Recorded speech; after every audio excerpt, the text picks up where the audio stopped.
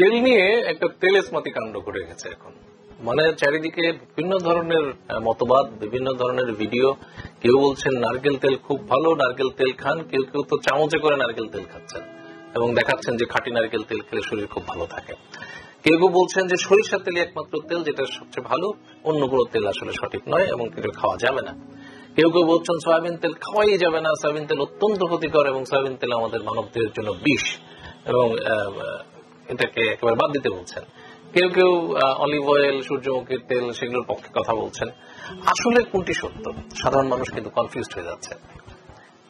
সাধারণ মানুষের কথা কি বলবো, আমি নিজেই কনফিউজড হয়ে যাই এইসব ভিডিও দেখলে। সত্যি কথা বলতে কি, পৃথিবীতে এমন কোন তেল নেই যাকে আপনি নিরঙ্কুশ ভাবে খুব ভালো বলতে পারবেন, আবার নিরঙ্কুশ ভাবে যাকে আপনি ক্ষতিকর বলতে পারবেন। প্রতিটি তেলেরই কিছু ভালো দিক আছে, কিছু খারাপ দিক আছে। আলাদা আলাদা করে বলতে গেলে আপনি বুঝতে পারবেন যে আসলে কোন তেল আপনার কার জন্য ভালো হবে। কিন্তু আসলে বিষয়গুলো এত সূক্ষ্ম এবং এত বেশি থিওরিটিক্যাল যে এটি একটু সাধারণ মানুষের জন্য হজম করাও কঠিন। প্রথমেই বলি যে আসলে তেল আমাদের জন্য দরকার কিনা, নাকি তেল ছাড়া খাবার খাবেন, এটাও কিন্তু এক ধরনের মতবাদ আছে যে রান্নায় কোনো তেল ব্যবহার করবেন না। এটা খুবই আত্মঘাতী একটি কথা। রান্নায় তেল ব্যবহার করতে হবে, কারণ আমাদের বেশ কিছু পুষ্টি আছে, বেশ কিছু ভিটামিন আছে যেগুলো তেলে গলে বা তেলে স্যাচুরেট করে এবং তেল থাকলে, খাবারে তেল থাকলে পরে সেই ভিটামিন গুলো আমাদের শরীরে প্রবেশ করবে। তো তার মানে তেল কিন্তু প্রয়োজন আছে। এছাড়া আমরা তেল থেকে প্রয়োজনীয় কোলেস্টেরলটা পাই। আমাদের তো কিছু মাত্রায় কোলেস্টেরল তো আমাদের দরকার আছে, আমাদের শরীরে ফ্যাটের প্রয়োজন আছে। তো সেজন্য তেল আমাদেরকে খেতে হবে। তেল ছাড়া আমরা শরীরের সমস্ত পুষ্টি উপাদান কিন্তু আমাদের শরীরে প্রবেশ করবে না। এখন কথা হচ্ছে কোন তেলটা খাবেন। সয়াবিন তেল নিয়ে একটা কথা প্রচলিত আছে যে সয়াবিন তেলে স্যাচুরেটেড ফ্যাট বেশি এবং তুলনামূলকভাবে সরিষার তেল বন্যান্য তেলের তুলনায়, সে কারণে অনেকে মনে করে সয়াবিন তেল হার্টের জন্য ক্ষতিকর। কথাটা সত্য যে এটাতে স্যাচুরেটেড ফ্যাট বেশি, তবে এটা এমন বেশি নয় যে এটা একেবারে খাওয়াই যাবে না। আপনি পরিমিত মাত্রায় খাবেন, পরিমিত মাত্রায় ব্যবহার করবেন। সয়াবিন তেল আপনি খেতে পারেন, কোনো অসুবিধা নেই। সয়াবিন তেলের সুবিধার মধ্যে হচ্ছে যে এখানে ভিটামিন ই আছে এবং এটি অ্যান্টিঅক্সিডেন্ট হিসেবে কাজ করে।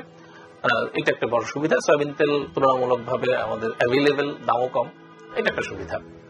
তো সুতরাং সয়াবিন তেল আপনি খেতে পারবেন না এটা বলা যাবে না। এবার আসে সরিষার তেল নিয়ে। সরিষার তেল নিয়ে আমাদের মধ্যে একটা বিরাট একটা হাইপ উঠেছিল কিছুদিন আগে যে সরিষার তেলই একমাত্র ভালো তেল, সরিষার তেল দিয়ে আমরা সবকিছু খাবো, আমরা সয়াবিন তেল খাবো না। এখন সরিষার তেল আসলে হ্যাঁ ভালো, তার স্যাচুরেটেড ফ্যাট তুলনামূলক সয়াবিন তেলের তুলনায় কম এবং আমাদের পূর্বপুরুষরা কিন্তু সরিষার তেল খেয়েছেন বা ব্যবহার করেছেন। সরিষার তেল ভালো, কোনো সন্দেহ নেই। তবে সরিষার তেলেরও একটা খারাপ দিক আছে, এখানে ইউরিক অ্যাসিডের মাত্রা কিন্তু অনেক বেশি। ফলে যাদের ইউরিক অ্যাসিডের সমস্যা আছে তারা কিন্তু সরিষার তেল খেতে পারবেন না। এবার আসি নারকেল তেল নিয়ে। মাঝে বেশ কিছু ভিডিও দেখলাম কিছু যে নারকেল তেল এত উপকারী, এত ভালো যে সবকিছু দিয়ে নারকেল তেল দিয়ে খেতে হবে আমাদের, আমার সমস্ত রান্না নারকেল তেল দিয়ে করতে হবে। তারপর হচ্ছে কেউ কেউ তো একদম কাঁচা নারকেল তেল চামচে করে খেয়ে দেখাচ্ছেন যে শরীর খুব ভালো থাকে। আসলে ব্যাপারটা তা না। নারকেল তেলে কিন্তু সবচেয়ে বেশি স্যাচুরেটেড ফ্যাট থাকে নারকেল তেলে এবং এই তেল তুলনামূলকভাবে অন্যান্য তেলের তুলনায় যেহেতু বেশি স্যাচুরেটেড ফ্যাট থাকে, ফলে এটা হার্টের জন্য তুলনামূলক বেশি ক্ষতিকর। সুতরাং নারকেল তেল খুব বেশি ব্যবহার করা যাবে না। পৃথিবীর অনেক দেশ আছে যেমন শ্রীলঙ্কা, ওরা কিন্তু নারকেল তেল খায়, কারণ হচ্ছে ওদের দেশে ওই তেলটা অ্যাভেলেবেল, তারা খুব সহজে এটা উৎপাদন করতে পারে, কম পয়সায় পায়, এটা একটা বড় কারণ। মালয়েশিয়াতে যেমন পাম অয়েল খেত মানুষ একসময়, তো এইটা কিন্তু এটার কারণে হচ্ছে। এবং তাদের জেনেটিক, মানে তাদের শরীরের জেনেটিক গঠনটাও ওরকম যে তারা নারকেল তেল খেলেও তাদের অতটা রক্তে চর্বি মাত্রা অতটা বাড়বে না বা অতটা ক্ষতি হবে না বা হার্ট ভালো থাকবে। কিন্তু আমাদের জন্য আসলে নারকেল তেলটা খুব একটা প্রযোজ্য না এবং না খাওয়াই ভালো। নারকেল তেলের অন্যান্য ব্যবহার হতে পারে, আবার খাওয়াই যাবে না সেটাও আমি বলবো না। এবার আসেন সূর্যমুখী তেল এবং অলিভ অয়েল তেল, এই দুটো নিয়ে। সানফ্লাওয়ার অয়েল এবং অলিভ অয়েল নিঃসন্দেহে ভালো, এদের স্যাচুরেটেড ফ্যাট অন্যান্য তেলের তুলনায় কম, ইউরিক অ্যাসিডের মাত্রাও কম, এরা হার্টের জন্য ভালো, হৃদযন্ত্রের জন্য ভালো, আমাদের শরীরে ক্ষতিকর ফ্যাটের বৃদ্ধি করে না এরা, বা অত বেশি করে না।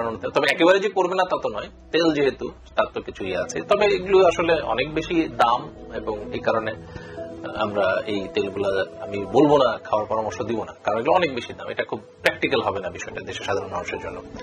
তবে খেতে পারলে ভালো। আমার এই ভিডিওর উদ্দেশ্য হচ্ছে আসলে তেল নিয়ে আমরা অহেতুক এক ধরনের প্যানিক সৃষ্টি করছি। আমাদের তেলের প্রয়োজন আছে, তেল খাবারে রান্নার জন্য আমাদের তেলের প্রয়োজন আছে। তেল ছাড়া খাবার খাওয়াটা খুব কাজের কথা না, তাতে পুষ্টি বিঘ্নিত হবে। আর সয়াবিন তেল হোক, সরিষার তেল হোক বা নারকেল তেলই হোক না কেন, আমাদেরকে পরিমিত মাত্রায় তেল খেতে হবে। এটি হচ্ছে আসল কথা। সব তেলেরই কিছু না কিছু ভালো দিক এবং কিছু না কিছু মন্দ দিক রয়েছে। আজ এ পর্যন্তই। সবাই ভালো থাকবেন, সুস্থ থাকবেন। খোদা হাফেজ।